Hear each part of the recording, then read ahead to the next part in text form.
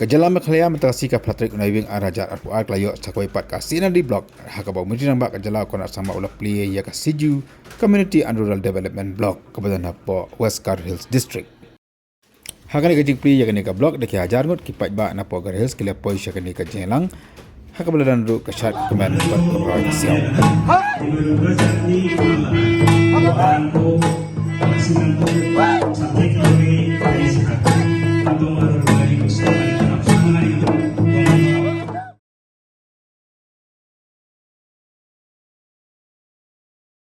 PG ni zaman Runglak Pumpkin PG. Dengan dianggit, diba ya program macako, ba ya series of program ko cakap tak na, anga bacingunin, anga si Juni, iko bacingat timeng si Juna, cakap bloko o cengin, dia anga bacingunin Emilina banga, cakap unik mana anga men kusyonga, mijau kuruk bunga tariko cakap mana canciacem, diba na semang sakancinan macam, tentang wedarang namjanya sel, cakap sumayo wa program ko ngatna matja diba dun taman changan ko pay sol ko sang sataya nga matela kusyunga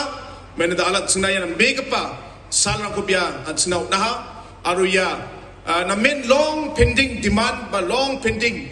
issue ko talo at sing sukat na manani gaman anga na men kusyunga aro sang satay na simang sakanci kon ya programo na ri bay ya programo bakur anina anga na simang sakanci ko sang sataya nga gitsika tong magsiya nga matela aro at sini plug MLA aro leader ng kuba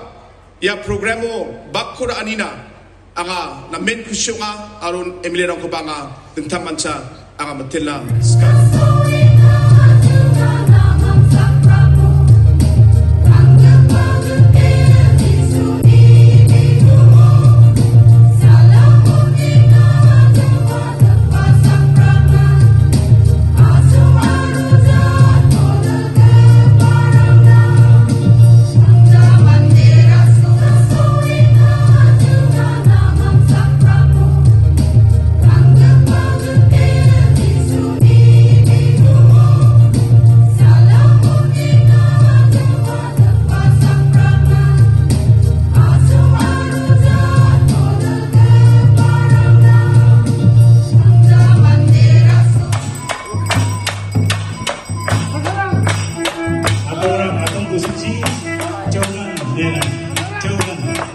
Sisa ya malia ni ko kung suka sa kani gud kung mangyana ko yan sure ko naman kani gud sugan ya